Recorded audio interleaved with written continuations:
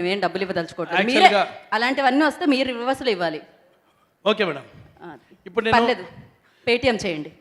సరే, ఇక్కడ కిస్మత్ ఫంక్షన్కి వచ్చిన ప్రతి ఒక్కరికి కూడా చాలా చాలా ధన్యవాదాలు. సక్సెస్ అనేది రిలీజ్ అయిపోయిన తర్వాత జరిగేది, ఇది ప్రీ రిలీజ్.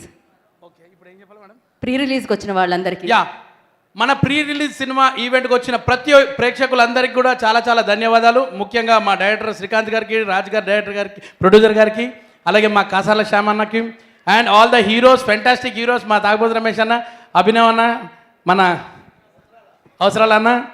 అండ్ ఏం లేదు, స్టార్టింగ్ కొద్దిగా ట్రబుల్ ఉంటుంది, ఆ తర్వాత మాత్రం జుర్రమని వెళ్ళిపోతూనే ఉంటుంది.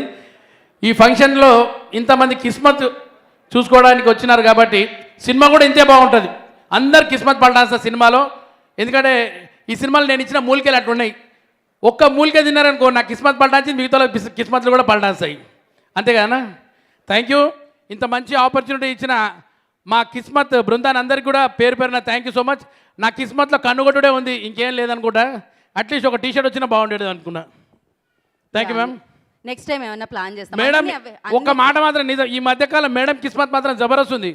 మేడం ఏ ఫంక్షన్ చేసినా సినిమా సూపర్ హిట్. మొన్ననే హనుమాన్, అంతేగా మేడం? మీకు సంక్రాంతి హిట్ ఇచ్చారు మీరు. మీకు ఇచ్చిన డబ్బులకి మీరు కరెక్ట్గా న్యాయం చేశారు. Thank you so much. నాకు డబ్బులు ఇచ్చారా? అలానే అనిపిస్తుంది వాళ్ళకి. పైసలు ఇచ్చింది ఏం లేదు, అంత ఫ్రీ. అంతా ఫ్రీ. ఓకే, అంతే మేడం. కాదు, ఆయన ఎందుకు ఏదో చెప్దామని ఆయన ఆవేశంతో. రామారావు నా పైకి రండి ఒకసారి. నీకు ఒకసారి మైక్.